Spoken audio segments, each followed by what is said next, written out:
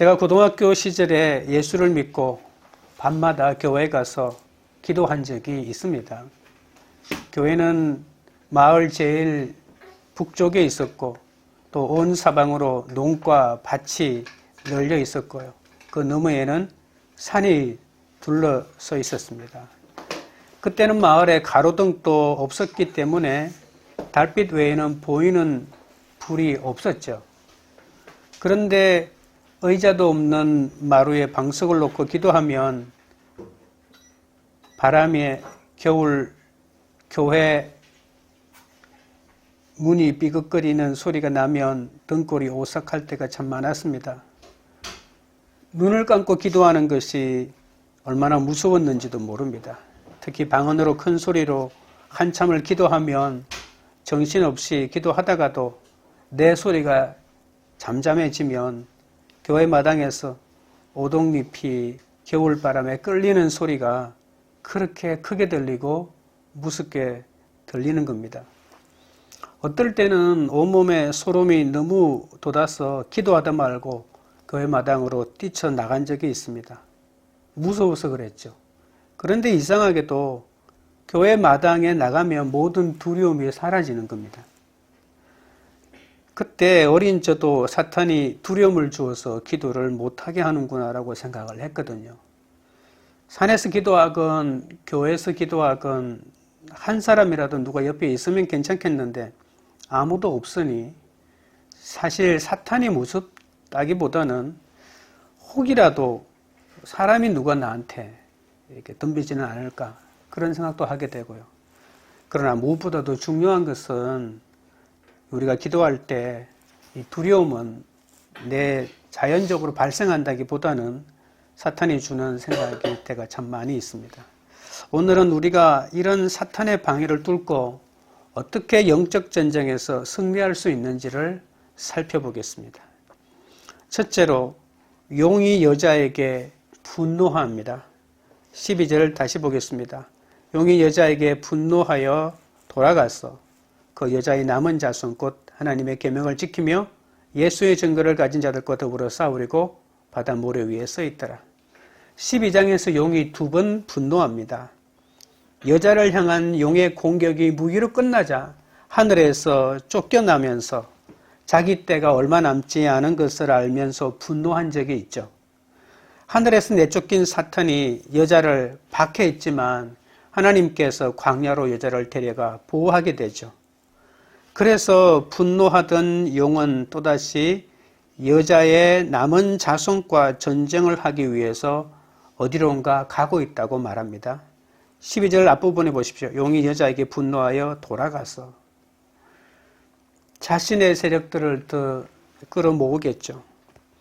사탄의 분노가 점점 더 강해지고 있는 것을 볼 수 있습니다. 12장에서 사탄은 3번의 거대한 전쟁을 일으키는데 3번 모두 실패합니다.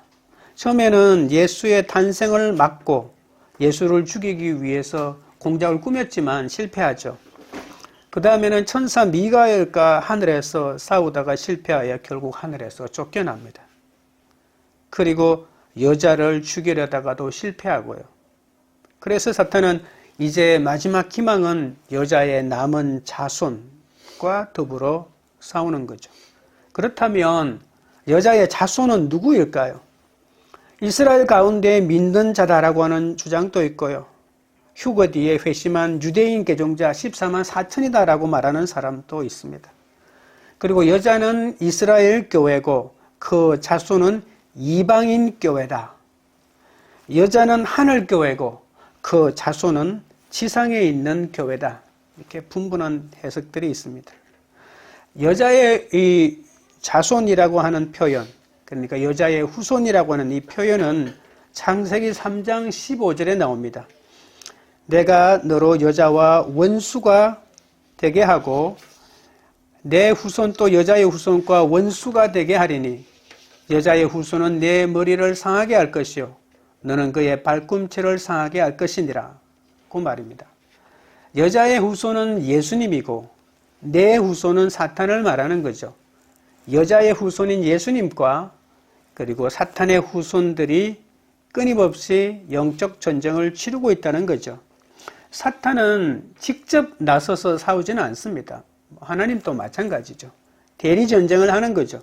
종교 지도자들의 마음에 예수를 죽일 생각을 집어넣어 주었잖아요. 그리고 땅에 있는 사람들, 특별히 땅의 권력자들, 헤롯 같은 왕에게 예수를 죽일 생각을 집어넣어 주었고요. 그래서 결국은 예수님을 십자가에 달려 죽였지 않습니까? 이 사건이 뱀이 예수님의 발꿈치를 상하게 한 사건이죠. 물론 뱀은 예수님의 발꿈치만 상하게 할 의도는 없었습니다. 발꿈치를 물어서 그 독이 퍼져서 완전히 죽게 만들려고 했던 것이죠. 그런데 발꿈치를 조금 문 사건에 불과했던 거죠. 사탄은 예수님을 죽임으로써 하나님의 구원 사역을 실패로 돌아가게 하려고 했던 겁니다. 그래서 자신들의 승리를 맛보고 싶었죠. 그런데 실제로 자신들의 모략에 의해서 예수님은 죽음을 당하게 됩니다. 그것도 로마의 군대에 의해서 정치범으로 처참하게 사형당했죠. 그래서 사탄은 예수님이 죽음으로 얼마나 기뻐했는지, 이제 하나님의 구원은 이제 끝장났다, 이제 우리가 완전한 승리를 얻었다고 기뻐했지만 예수님은 십자가에서 다 이루었다고 선포하면서 숨을 거두었잖아요. 누구 말이 맞는 겁니까? 서로 자기가 이겼다는 거예요. 사탄은 죽였으니까 이겼고 예수님은 마지막 십자가 위에서 다 이루었다고 하시면서 돌아가셨잖아요. 구원 사역을 완성했다고 말했잖아요. 누구 말이 맞는 거죠? 사탄은 자신들의 계략이 성공할 줄 알았는데 예수님의 십자가의 죽음으로 인류의 죄를 대속하시고 부활하심으로 사탄의 머리를 완전히 밟아버리는 사건을 당하게 되죠. 그러니 결국은 사탄이 지고 하나님이 이긴 거가 되는 거죠. 예수님이, 그런데 한 가지 우리가 생각해야 될 것이 있습니다. 예수님이 부활하셨고 머리를 밟아버렸어요. 예수님의 승리로 확정되었습니다. 왜 그런데 사탄은 계속 활동하고 있는 거죠? 왜 그 악행을 멈추지 않고 있는 거죠? 완전히 패배잖아요. 그런데도 불구하고 그것은 하늘에서는 쫓겨났지만 합법적으로 자신들의 권리를 주장할 수 있는 권리는 모조리 사라졌지만 지금 사탄이 하고 있는 모든 것은 다 불법이라고 하는 겁니다. 그러니 예수의 이름으로 불법을 저지르고 있는 사탄을 정확하게 하나님 앞에 구하면 사탄은 자신의 정체가 드러난 것을 알고 도망갈 수밖에 없는 거죠.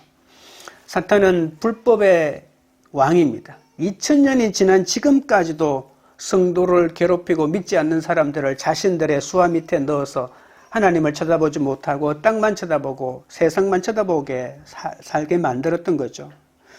사탄은 하늘 영적 전쟁에서 패배하여 땅으로 쫓겨났지만 여전히 그 악행을 멈추지 않고 불법을 저지르고 있다는 것입니다. 그러면서도 나는 이왕 이 영적 전쟁에서 패배하여 지옥 갈 몸, 내가 지옥 갈 때 나 혼자나 가지 않겠다. 한 명이라도 더, 그 중에서도 성도 가운데 하나님이 자기 자식이라고 점찍어 놓은 사람들을 내가 한 명이라도 더 끌고 가겠다고 발부동을 치고 있는 겁니다. 그러니까 그런 의미에서 영적 전투가 가장 치열하게 일어나는 곳이 바로 교회 아니고 바로 성도의 가정이라고 볼 수가 있는 거죠. 세상 사람들은 돈을 주고 명예를 주고 권력을 주어서 성공과 쾌락을 즐기게 하면 그 넓은 문으로 나는 인생을 성공한 사람이야 라고 하면서 어떤 뒤도 돌아보지 않고 그 길을 묵묵하게 걸어가게 되죠. 그런데 문제는 바로 믿는 사람입니다. 교회의 성도의 가정을 무너뜨리기 위해서 사탄은 얼마나 많은 수작을 부리고 있는지 모릅니다. 성도는 그렇게 쉽게 무너지지 않거든요. 내가 완전히 하나님의 말씀대로 살지는 못해도 세상이 전부가 아니라는 것을 어렴풋이 알고 있거든요. 그리고 날마다 말씀을 공급받으니까 하나님을 향해서 나아가려고 하는 투쟁도 있고 분투도 있거든요. 그런데 그 모든 계획, 조금이라도 있는 그 믿음도 완전히 싹을 잘라버리려고 발부동을 치고 있는 그런 것이죠. 사탄은 알고 있습니다. 내 속에 조금이라도 믿음이 있으면 30배, 60배, 100배 열매를 얻고 믿는 사람이 한두 사람이 있어도 성령이 함께 하셔서 사탄인 자기의 모든 계획을 숲으로 돌린다는 것을 알고 있었기 때문에 꺼진 불도 다시 보자라고 하면서 철저하게 믿는 사람들을 자신의 수하 속에 완전히 놓아두려고 지금 하고 있는 것이죠. 그런 의미에서 교회는 가장 영적 전쟁이 치열하게 이루어지고 있는 것입니다. 교회 공동체에 사탄이 얼마나 적대적인 감정을 품고 있는지 모릅니다. 그러니까 사탄은 아예 교회 공동체를 너무 싫어합니다. 교회는 하나님의 예수님의 피로 값주고 사신 공동체잖아요. 자신의 실패, 처절한 실패, 자신이 지옥에 가는 그 실패를 경험하여 세워진 교회, 그리고 그곳에서 구원을 받는 성도니까 얼마나 자신이 싫어하겠습니까? 그 교회에 있는 사람들은 오늘 본문에 있는 표현대로 하면 남은 자손이죠. 남은 자손은 엄밀하게 말하면 여자의 자손은 예수님이지만 남은 자손은 엄밀하게 봐서 복수로 표현하고 있다고 봐야 되죠. 하나님의 계명을 지키며 예수의 증거를 가진 자들이라고 했으니까요. 그러니까 교회 공동체 속해 있는 성도들이라고 볼 수가 있는 것이죠. 사탄은 하나님의 사람들이 신앙이 별로 없으면 분노하지 않습니다. 그런데 신앙이 깊어갈수록 사탄의 분노 지수는 올라갑니다. 우리가 하나님 편에 더 가까이 갈수록 사탄은 온갖 고난으로 성도를 괴롭히는 거죠. 그러니 왜 내게 이런 고난을 허락하시냐고 불평할 수가 없는 것입니다. 성도에게 사탄과의 싸움은 필연 중에 필연이라고 볼 수 있습니다. 성도는 어린 양과 더불어 싸우는 존재입니다. 그것도 그리스도와 함께 이미 이겨놓은 싸움을 싸우는 존재라는 사실을 아셔야 합니다. 우리는 패배할지도 모르는 싸움을 싸우는 것이 아니라 예수님이 우리에게 기도를 가르쳐 주셨죠. 하늘에서 하나님의 뜻이 이룬 것 같이 땅에서도 이루어지게 해달라고. 하늘에서 이루어진 뜻이 뭡니까? 이미 우리의 구원은 정해졌고 이미 우리의 구원이 확정될 때 사탄은 패배하여 땅으로 내쫓겼다는 겁니다. 그러니 우리는 이겨놓은 싸움을 이 땅에서도 이기게 해달라는 기도 아니겠습니까? 우리는 이겨놓은 싸움이고 우리를 돕기 위해서 성령이 준비하고 계시고 예수님이 우리 가운데 들어와 있다는 사실을 올바르게 인식해야만이 이 전쟁을 제대로 감당할 수가 있는 것이죠.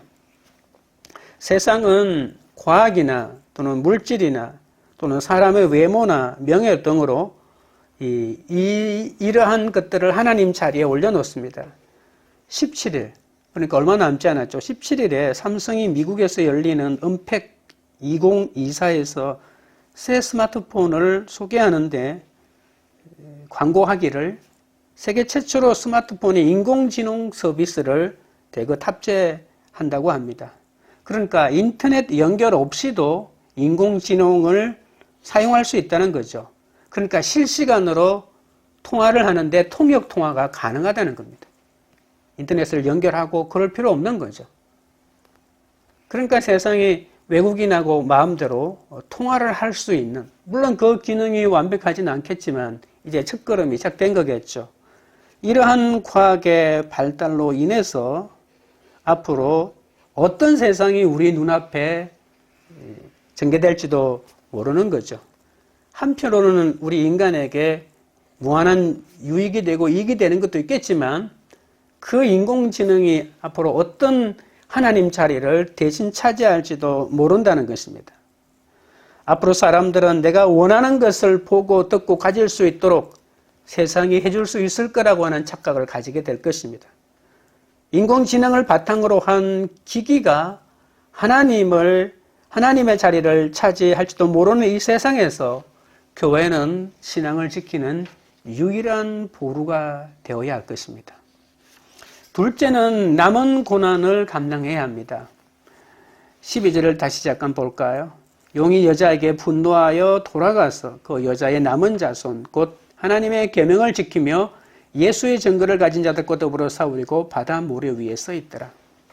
사탄의 분노는 하나님의 개입으로 언제나 무위로 돌아가게 됩니다. 교회 공동체는 예수님의 재림까지 치열한 공격을 받겠죠. 왜냐하면 사탄은 성도를 공격할 수 있는 권한은 없지만 그들은 불법을 자행하고 있기 때문에 끝없이 공격할 것입니다. 하지만 하나님께서 그 모든 공격을 막아주시죠. 그렇다고 사탄의 공격이 끝나는 것은 아닙니다. 이것은 우리의 삶이 끝날 때까지 계속될 것입니다. 사탄이 지배하는 세계에서 하나님의 사람으로 살고자 하면 고난이 끝이 없다. 이것이 말하고자 하는 정답이죠. 예수님도 이 땅에 오셔서 편안한 삶을 살 수 있었겠지만 온갖 수치와 조롱을 당하시고 결국은 십자가에 달려 돌아가셨지 않았습니까? 물론 부활하시기는 했지만요. 죽음이라는 고통과 채찍이 맞고 온갖 조롱을 당했다는 것입니다. 바울은 그리스도의 고난에 참여하는 것을 자신에게는 너무나도 영광스러운 일이라고 고백합니다. 그러면서 예수님이 자신에게 고난받는 직분을 주신 것을 충성스럽게 여기면서 골로새서 1장 24절에 이렇게 말합니다. 나는 이제 너희를 위하여 받는 괴로움을 기뻐하고 그리스도의 남은 고난을 그의 몸된 교회를 위하여 내 육체에 채우노라. 참 대단한 말이죠. 사람들에게는 고난이 있는데 이 고난이 그냥 안 해도 되는 그런 개고생이 아니라 그리스도의 몸된 교회를 위해서 그리스도께서 일을 감당하셔야 되는데 내가 그 일을 대신 감당하면서 받는 고난이라고 자신의 고난을 그렇게 해석하는 거죠. 이것은 말씀으로 내 옆에 있는 고난을 그렇게 해석할 때 이렇게 받아들일 수 있는 것이죠.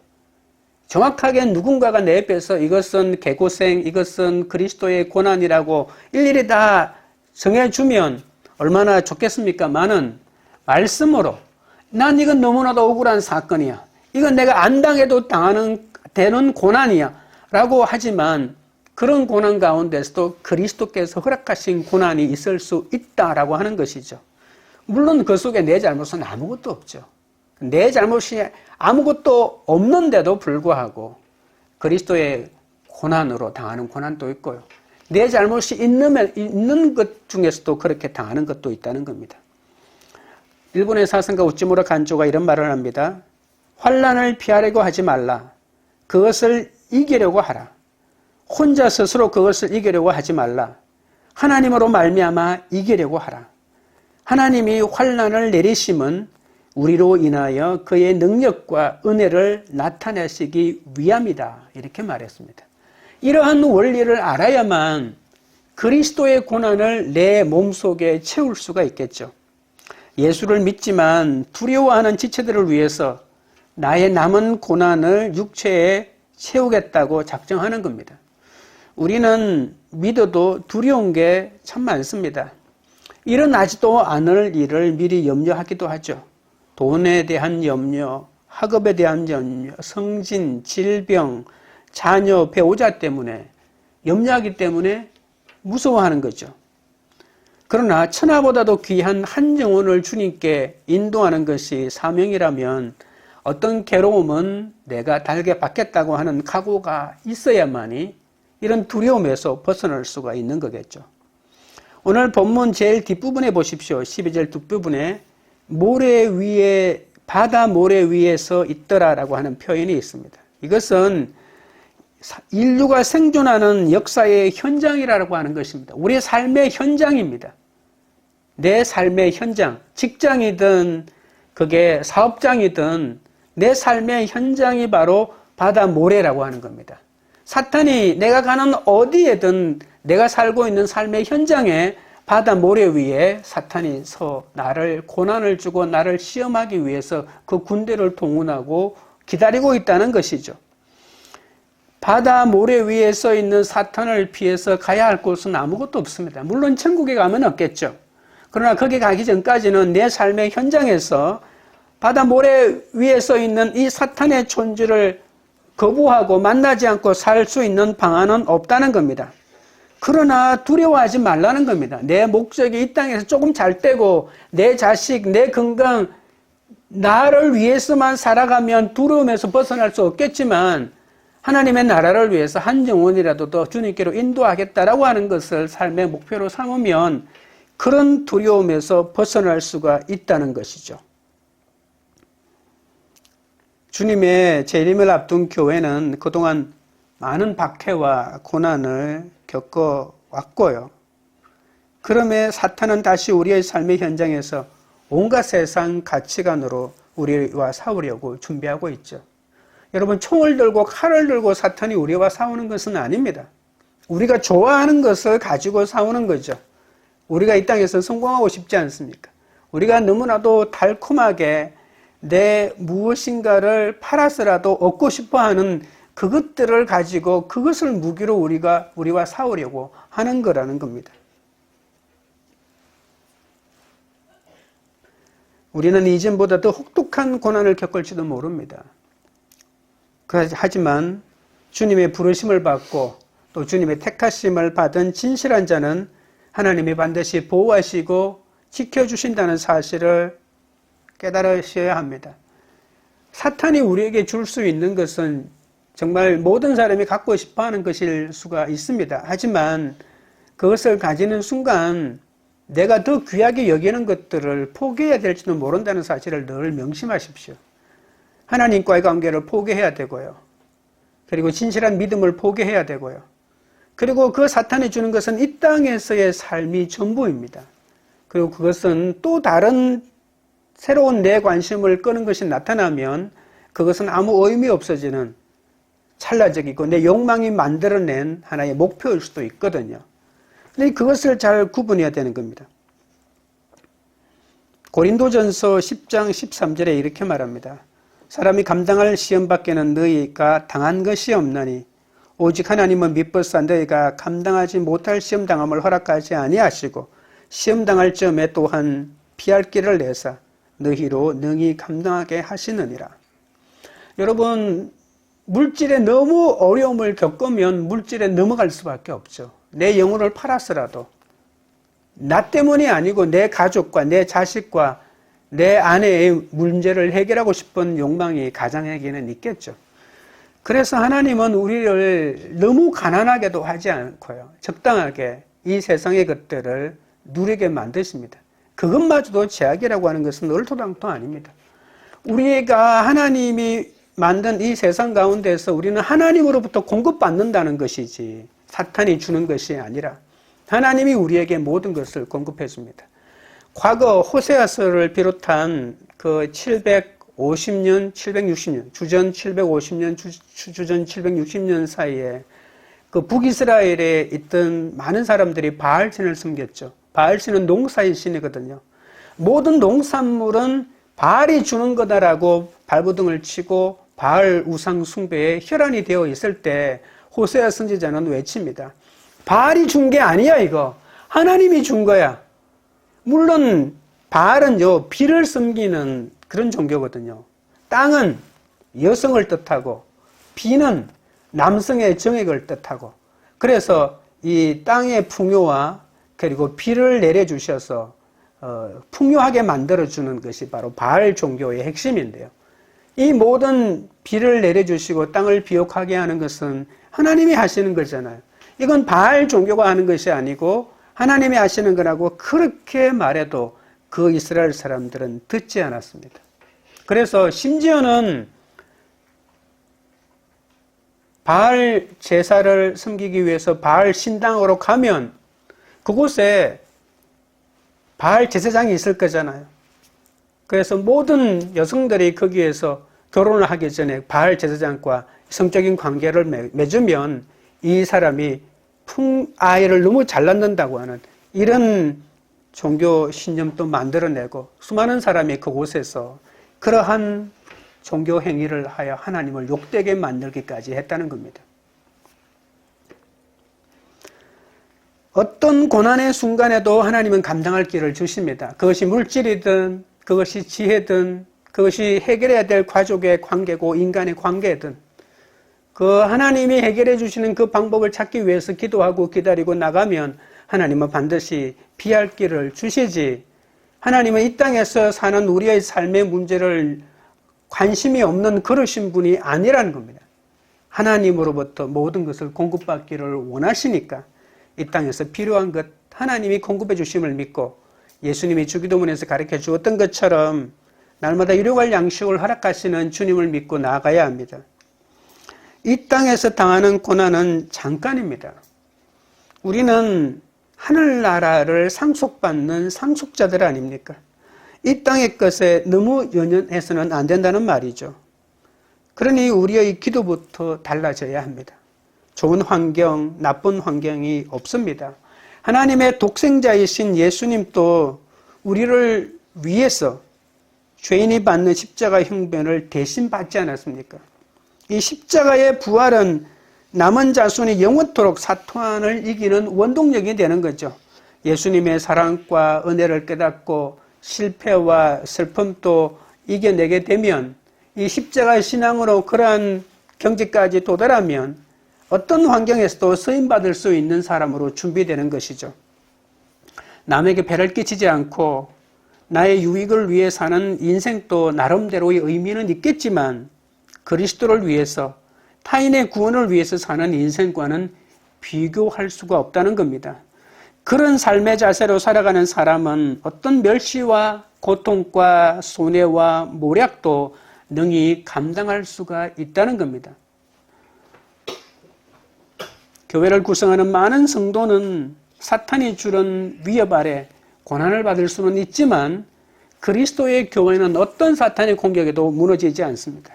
주님이 그 교회의 머리시기 때문이죠. 우리는 남은 자손으로 내 몸에 그리스도의 남은 고난을 채우는 것이 나에게 주어진 하나님의 크나큰 영광이라는 것을 잊지 마셔야 합니다. 셋째는 하나님의 계명과 예수의 증거를 가져야 영적 전쟁에서 이길 수 있습니다. 용의 분노의 대상인 교회는 하나님의 계명을 지키며 예수의 증거를 가질 때 승리한다고 이 17절 중간에 정확하게 말하고 있잖아요. 하나님의 계명을 지키며 예수의 증거를 가진 자들과 더불어 싸우려고 바다 모래 위에 서 있다고 말합니다. 이러한 순종은 현재 시제 분사로 되어 있기 때문에 한 번으로 끝나는 것이 아니고 계속해서 하나님의 계명을 지키고 예수의 증거를 가져야 된다, 그런 뜻입니다. 그러니 요한계시록에서 늘 강조하고 있는 두 단어가 있죠. 같으면서도 다른 두 단어. 하나는 충성이고 또 다른 하나는 바로 인내라고 하는 것이죠. 이 두 단어가 요한계시록에서 강조하는 성도가 가져야 할 삶의 중요한 태도죠. 한결같이 변함없이 자신이 하고 있는 그 신앙을 끝까지 유지하라는 그런 뜻입니다. 계시록에는 하나님의 말씀과 예수의 증거로 이긴다고 하는 말씀이 계속해서 메아리치고 있습니다. 1장에서 보면 예수님을 소개할 때 충성된 정인이라고 정확하게 소개하고요. 1장 9절에 보면 이 요한계시록을 기록하고 있는 사도 요한이 자신을 소개하는 장면이 나오는데 이렇게 소개합니다. 나는 예수의 환난과 나라와 참음에 동참하는 자다. 하나님의 말씀과 예수를 증언하였기 때문에 이 밤모섬에 유배되어 왔다. 이렇게 자기를 소개합니다. 6장 9절에서는 하나님의 말씀과 그들이 가진 증거로 말미암아 죽임을 당한 영혼들이 제단 아래에서 원한을 갚아달라고 기도하고 있잖아요. 20장 4절에 천년왕국에 대한 설명을 할 때 이렇게 말합니다. 예수의 정언함과 하나님의 말씀 때문에 목배임을 당한 자들의 영혼들과 짐승과 그의 우상에게 경배하지 아니하고 그들의 이마와 손에 그의 표를 받지 아니한 자들이 살아서 그리스도와 더불어 천년 동안 왕노릇하리라. 요한계시록 12장 11절, 그러니까 이 12장에서도 이렇게 말했습니다. 지난주에 살펴보았지만 또 우리 형제들이 어린 양의 피와 자기들의 증언하는 말씀으로서 사탄을 이겼다. 아무리 2000년 전에 예수님이 십자가에서 어린 양의 피를 흘렸지만 그 역사적인 그 사건 하나만으로 참된 성리를 거둘 수는 없습니다. 증언하는 사람이 없는데 그 사실을 누가 알아듣나요? 밖에 나가서 보십시오. 우리는 너무나도 엄연한 사실이고 역사의 BC와 AD를 나누는 역사의 가장 중요한 사건이라고 인식하고 있지만 세상 사람들은 그런 것이 있었나? 예수님 십자가에 달려서 죽었나? 그게 나와는 무슨 상관이 있지? 이렇게 생각하지 않겠습니까?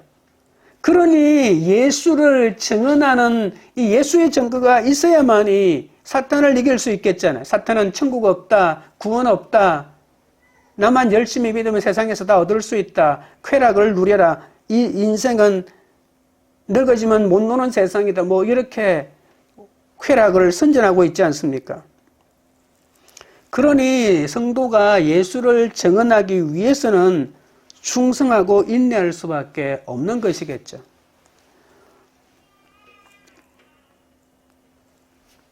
그 충성과 인내는 내 성품이 아닙니다. 성도의 개인의 성품이 아닙니다. 그러니까 우리가 요한계시록이나 아니면 산상수훈에서 말하는 성품들은 우리 성도들이 가져야 될 개인적인 성품을 말하는 것이 아니고 1차적으로는 예수님의 성품이겠죠. 그 예수님의 성품은 자연적으로 내가 가지고 있는, 날 때부터 나는 온유한 사람이야, 뭐 요즘 잘 말하는 것처럼 너 T야 F야 이렇게 묻는 게 아니고요. 내가 가지고 있는 자연적인 성품이 아니라 신앙으로 인하여 만들어지고 다듬어진 신앙적인 인격을 가리키는 것이고 예수님의 성품을 가리키는 것입니다.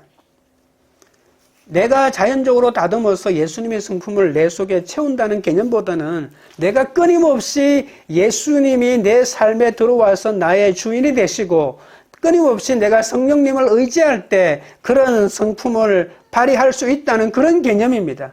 내가 예수와 상관이 없는 사람이 되는 순간에 나에게 가지고 있는 온유는 그냥 겁쟁이일 뿐입니다. 내가 다른 사람한테 옳은 말을 하면 다른 사람이 눈을 한번 불아니면 그냥 깨갱할 그런 나약한 겁쟁이이기 때문에 온유한 것처럼 말하지 않고 가만히 있는 것이죠. 그러나 신앙의 성품은 그런 것이 아니라 성령이 나에게 역사할 동안에 내가 예수님의 성품을 발휘하고 발현하는 것이라고 보아야 합니다. 종말할 때를 살아가는 교회가 승리하는 열쇠는 하나님의 계명을 지키는 것이라고 오늘 본문에 말하고 있죠. 이 요한계시록 14장 12절에도 보면 이렇게 말합니다. 성도의 인내가 여기 있나니 그들은 하나님의 계명과 예수에 대한 믿음을 지키는 자니라. 그러니까 결국은 하나님의 계명을 지키는 것과 믿음이라고 하는 것과 밀접한 연관이 있다는 것을 볼 수 있죠. 예수님은 요한복음 14장 15절에서 이렇게 말합니다. 너희가 나를 사랑하면 나의 계명을 지키리라. 예수님의 계명이 뭐죠? 요한 1서 2장 4절에는 이렇게 말합니다. 그를 아노라 하고 그의 계명을 지키지 아니하는 자는 거짓말하는 자요 진리가 그 속에 있지 않더라. 조금 더 정확하게 우리가 추적하려면 요한 1서 3장 23절 24절을 보면 됩니다. 그의 계명은 이것이니 꼭 그 아들 예수 그리스도의 이름을 믿고 그가 우리에게 주신 계명대로 서로 사랑할 것이니라. 그의 계명을 지키는 자는 주 안에 거하고 주는 그의 안에 거하시나니 우리에게 주신 성령으로 말미암아 그가 우리 안에 거하시는 줄을 우리가 아느니라. 그러니까 하나님의 계명, 예수님의 계명은 예수님을 사랑하는 것, 우리가 서로 사랑하는 것이고 그 계명을 지키는 자는 주 안에 있고 주가 내 안에 있고 성령이 주시는 힘으로 그것을 가능하게 한다고 하니까 날마다 성령과 함께 있을 때 계명을 지킬 수 있다라고 하는 말은 늘 성령을 의지하고 성령과 함께 있어라 이런 말이라고 볼 수 있지 않을까요? 그것이 어떤 계명이든 그것이 십계명이라고 주장하는 사람이 있어요. 학자가 십계명이라고 해도 상관이 없어요. 성령이 나와 함께하면 내가 다른 사람을 죽일 수 있고 도둑질할 수 있겠습니까? 성령이 나와 함께하고 하나님의 영이 나와 함께하면 나는 어떤 계명이든 하나님 편에 서서 그것을 행할 수밖에 없는 거겠죠. 그러니 그 계명이 한마디로 이거다 저거다 하기보다는 성령이 내 속에서 내 주인이 되고 내가 하나님의 말씀, 예수님의 말씀을 믿고 굳이 말한다면 사랑하는 것이다 라고 정리할 수가 있겠습니다. 예수 그리스도가 내 속에 내주하는 사람은 하나님을 사랑하고 이웃을 사랑하는 사람입니다. 사탄을 이기는 길은 어린 양의 피와 생명을 아끼지 않고 증언하는 말씀으로 사탄을 이긴다고 하는 말씀을 다시 한 번 더 새기시기 바랍니다. 우리가 요즘 요한복음을 묵상하고 있잖아요. 근데 요한복음 6장에서 사마리아 수가성 여인이 예수님을 알아보고 동네로 뛰어들어가 메시아를 보았다라고 소리치는 장면이 있습니다. 그러니까 예수를 증언하죠. 그때 그 동네 사람들 중에 많은 사마리아 사람들이 예수께로 몰려오죠. 우물가에. 그러면서 예수님에게 우리 마을에 조금 더 머물러 달라고 얘기합니다. 그래서 예수님의 모든 일정 가운데 일정을 빼고 빼서 이틀을 그 마을에 거하게 되죠. 이틀을 거하면서 수없는 말씀을 그들에게 전해줍니다. 그때 예수님의 말씀을 믿고 믿는 자가 더욱 많았다라고 본문이 말하고 있거든요. 그러면서 그 사람들이 사마리아 여인에게 이제 네 말 필요 없다. 우리가 이 예수님의 말씀을 직접 들었기 때문에 그런 말을 합니다. 나의 증언은 예수님께로 수많은 사람을 인도하는 하나의 출발점이 되겠죠.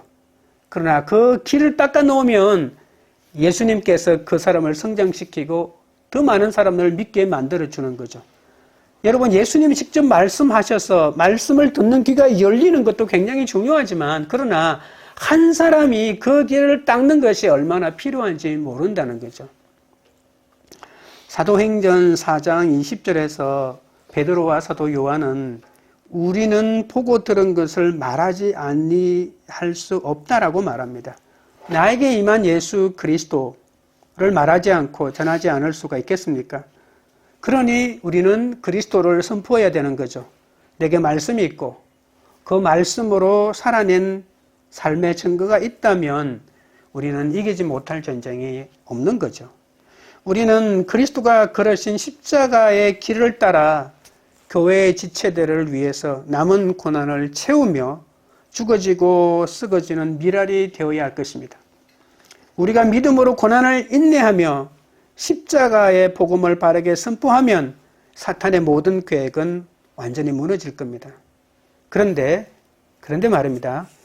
증언하는 말씀으로 사탄을 이기기가 얼마나 힘든지 모른다는 겁니다. 한 번 증언해가지고 이기면 얼마나 좋겠습니까? 물론 어떤 사람은 내가 한 번 증언했는데 이겼다라고 간증하는 사람들이 많아요. 우리 아버지가 믿고요, 어머니가 믿고요, 형제가 다 믿고요, 다 돌아오더라고요 하면서 또 다른 내가 그렇게 10년, 20년 기도했는데도 해결되지 않던 것이 어떤 사람은 예수 믿는 그 순간에 병을 고치는 반면에 나는 10년, 20년 붙잡고 있어도 안 되는 경우가 있다는 겁니다. 그러니 사탄을 이기기 얼마나 힘든지 모릅니다. 그러면 내가 당하는 이 모든 시간은 다 시간 낭비고 헛수고일까요? 그렇지 않습니다. 하나님은 나를 더 단단한 사람으로, 더 강건한 사람으로 만들어 간다는 겁니다. 한두 번으로 끝날 전쟁이 아닙니다. 물질의 문제를 해결받은 사람은 또 다른 문제가 기다리고 있습니다. 인생은 문제의 연속이거든요. 그러나 질병이나 이런 고통의 문제를 10년, 20년 가지는 사람은 다른 문제는 나에게 안 옵니다. 그 문제가 유일한 문제죠. 그것만 붙잡고 있으면 그것 때문에 하나님께로 더 가까이 가게 되는 거죠. 그러나 쉽게 한 문제가 해결됐다고 해서 기뻐하지 마십시오. 또 다른 문제가 옵니다. 더 크고 더 강한 문제가 내 앞에 닥치고 있기 때문에 여러분, 우리가 인생을 살면 수많은 삶의 관계 속에서 문제를 접하고 사람을 접하는데 언제까지 그냥 물질 문제 하나 해결된 거 그거 가지고 평생을 간증하고 돌아다닐 겁니까? 자식 대학 하나 잘 보낸 거 가지고 평생을 간증할 겁니까?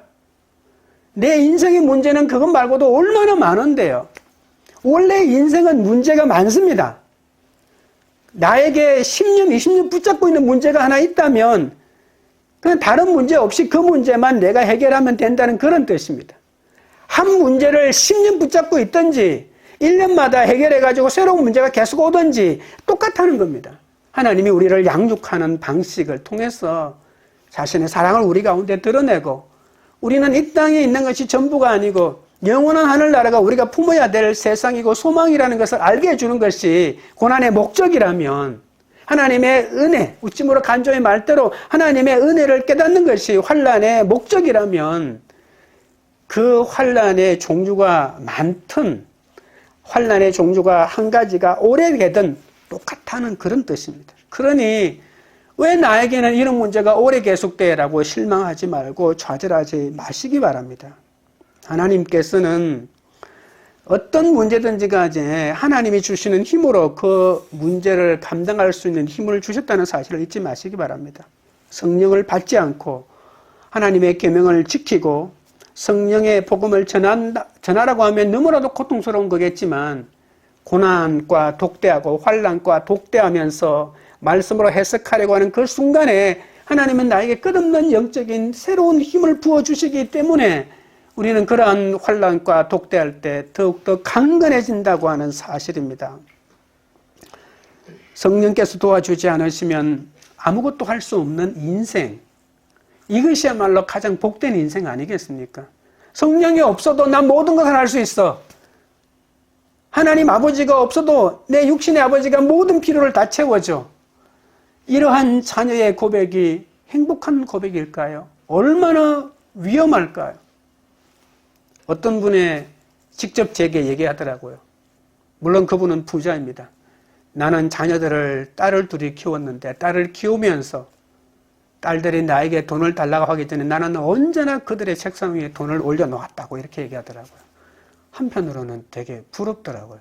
그러나 한편으로는 그 딸은 적어도 간절한 문제 해결을 위해서 하나님에게 기도해야 되는 순간에 육신의 아버지가 그 기도의 시간을 가로챘구나라고 하는 생각도 들더라고요. 우리는 한편으로는 이런 육신의 든든한 아버지가 있으면 좋겠다는 생각을 하게 되죠. 그러나 정말 좋은 우리의 신앙의 자세는 하나님께서 이런 아버지의 역할을 해주시면 더욱 좋다라고 하는 것이죠. 우리에게 물질의 풍요가 얼마나 필요합니까? 하지만 하나님을 통해서 이러한 것들을 공급받고 있고, 하나님은 지금 당장 주시지는 않지만 언제나 주실 준비가 되어 있는 분이시라고 하는 이러한 신앙의 바탕 위에 이렇게 우리가 살아간다면 이기지 못할 영적 전쟁은 없다는 사실을 명심하시기 바랍니다. 말씀을 맺겠습니다. 영적 전쟁은 용이 패배했음에도 불구하고 불법으로 하나님의 교회 공동체의 분열을 바라기 때문에 계속되고 있다는 사실을 명심하십시오. 거짓말과 박해의 홍수로 성도들을 삼키려고 획책하고 있어도 하나님은 그들의 계획을 모두 실패로 돌아가게 할 겁니다. 영적 전쟁은 남은 고난을 감당해야 합니다. 하나님은 성도들에게 시험과 시련을 감당할 수 있는 길을 반드시 허락하십니다. 영적 전쟁은 하나님의 계명과 예수의 증거를 가져야 합니다. 그리스도인의 삶은 땅에서 잘되기만 추구하는 삶이 아니지 않습니까? 그리스도를 찾는 사람은 모두 사탄의 분노에 직면할 수 없지만, 우리가 하나님의 계명에 순종하고 충성스럽게 예수의 증인의 삶을 감당하는 순간순간마다 우리는 하나님이 허락하시는 승리를 맛보게 될 것입니다. 여러분의 모든 삶도 그렇게 되기를 주님의 이름으로 축원드립니다. 네, 우리 찬양 드리고 기도하겠습니다.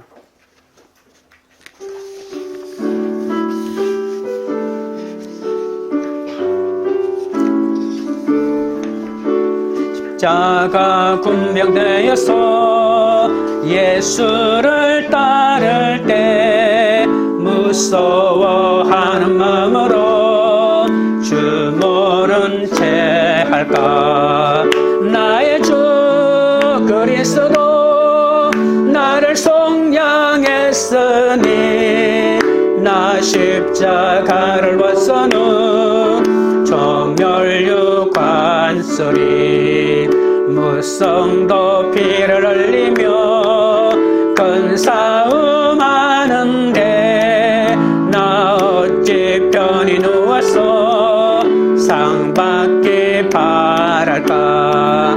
나의 주 그리스도 나를 속량했으니 나 십자가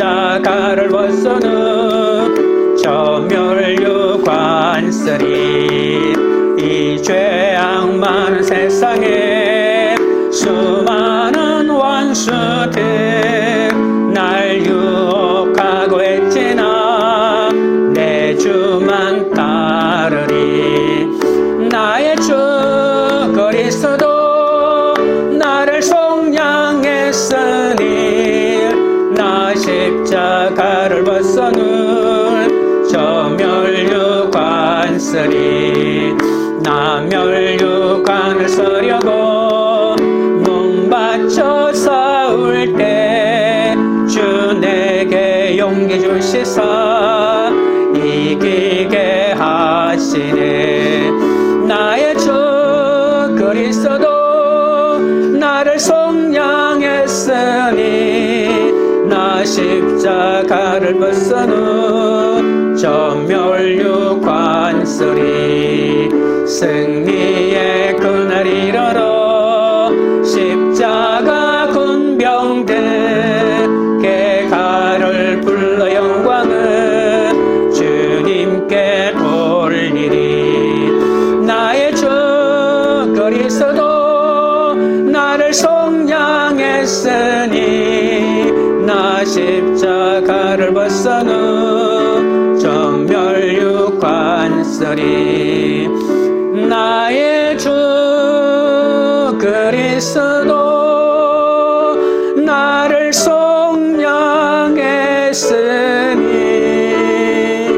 나 십자가를 벗어는 저 멸류관 쓰리. 여러분 기도하실 때 내가 가장 기쁘게 하는 일이 세상 만족이 아니라 하나님께 부르심을 받고 택하심을 받은 진실한 자임을 깨닫게 하게 해달라고 기도합니다. 나와 상관없는 사람 때문에 받는 괴로움이더라도 그리스도의 남은 고난을 내 육체에 채우기 위해서 인내하고 절제하며 용서하며 나가게 해달라고 기도합니다. 하나님의 계명과 예수의 증거로서 남은 고난을 이기게 해달라고, 말씀이 없어서 고난 가운데 고생하지 않고 늘 말씀을 묵상함으로써 예수님이 나의 하나님이시고 나와 함께 계시고 언제나 나를 돕고 계시는 그분이라는 사실을 잊지 않게 해달라고 우리 주의 세 번 부른 다음에 기도하겠습니다. 주여 주여 주여. 거룩하신 하나님 우리 아버지여, 내가 가장 기쁘게 하는 일이 세상의 만족이 아니라 하나님께 부르심을 받고 택하심을 받은 진실한 자임을 깨닫게 하여 주시옵기 간절히 바라오나옵나이다. 내 아버지 하나님이여, 용이 아무리 분노를 쏟아내고 사탄이 아무리 나를 죽이려고 치열한 영적 전쟁을 일으켜도 아버지 하나님이여, 그 사탄의 쾌락에 넘어가지 않도록 하나님 나를 지켜주시고 인도하여 주시옵기 바라옵나이다. 나는 하나님의 부르심을 받고 나는 하나님의 택하심을 받아 진실한 자로서 이 땅에서 하나님의 구원을 위하여 해야 될 일이 있는 존재라고 하는 사실을 깨닫게 하여 주시고 세상의 쾌락에 넘어가 아버지 땅만 보고 사는 그런 사람이 되지 않도록 붙들어 주시옵기 바라옵나이다. 나와 상관없는 사람 때문에 받는 괴로움이더라도 그리스도의 남은 고난을 내 육체에 채우기 위하여 오늘도 인내하며 오늘도 절제하며 오늘도 용서하며 나아갈 수 있도록 은혜를 더하여 주시옵기 바라옵나이다. 아버지 하나님이여, 나에게 있는 상황이 아버지 하나님이여 이 땅에 한 명이라도 더 살리기 위한 하나님의 계획이 있다는 사실을 깨달을 수 있도록 도와주옵소서. 하나님의 계명과 예수의 증거로서 남은 고난을 이기게 하여 주시고 이 영적 전쟁에서 이기게 하여 주시기를 원합니다. 말씀이 없어서 고난이 내게 와도 고난을 해석하지 못하여 고생으로만 받아들이고 나의 인생은 왜 이래라고 하면서 하나님이 원망과 불평을 쏟아낸 죄를 용서하시고 날마다 말씀을 묵상하여 말씀으로 내 고난을 해석하여 하나님의 뜻을 이루는 아버지 하나님의 놀라운 하나님의 역사를 이루어내는 하나님의 사람이 되도록 도와주시옵기 바라옵나이다. 환난과 나라와 참음에 동참하는 자로서 하나님의 말씀과 예수를 증언하여 하나님의 뜻을 이 땅 가운데 펼쳐내는 하나님의 사람이 되도록 인도하여 주시옵소서.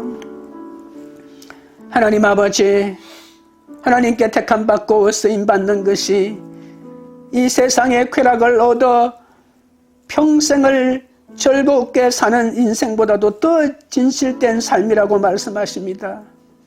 남은 자손으로 사탄과의 영적 전쟁에서 승리하기 위해 늘 말씀 안에 바로 서야 하는데 이미 이긴 싸움인 줄 알면서도 두려움 떨 때가 얼마나 많은지 모릅니다.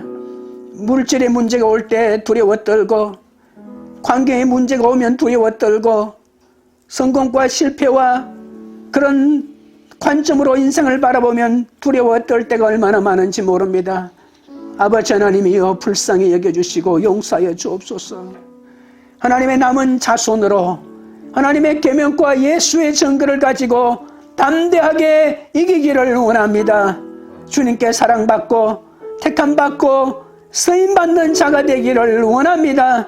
날마다 영적 전쟁을 치르면서 넘어질 때가 너무나도 많고 속상할 때도 많고 좌절할 때도 많지만 이 모든 것을 우리에게 힘주시는 예수 그리스도의 은혜로 말미암아 넉넉히 감당할 수 있도록 붙들어 주옵소서. 어떤 고난도 교회 공동체를 위한, 남을 구원하기 위한 그리스도의 남은 고난이 되게 하여 주옵소서. 자식이 애를 먹여도, 아버지 하나님이여 이웃이 나를 고통스럽게 해도, 직장과 사업장이 나를 고난스럽게 만들어도 이 모든 고난이 하나님의 사람들을 구원하기 위한 그리스도의 남은 고난이 될 수 있도록 붙들어 주시옵소서. 교회와 지체들을 위해 그리스도의 남은 고난을 육체에 채우는 하나님의 사람들에게 힘을 더하여 주시고 각자의 환경에서 잘 인내할 수 있도록 도와주시고 그리하여 또 다른 사람을 남은 자손으로 인도할 수 있도록 은혜를 더하여 주옵소서. 공교리들 교회가 하나님께 사랑받고 선택받고 쓰임받는 것을 기뻐하는 공동체가 되게 하옵소서. 각자가 남은 고난을 말씀과 계명으로 예수의 증거를 가지고 담대하게 전하여 이 거대한 영적 전쟁에서 반드시 승리하는 교회가 될 수 있도록 역사하여 주시옵소서. 예수 그리스도 이름으로 기도드리옵나이다. 아멘.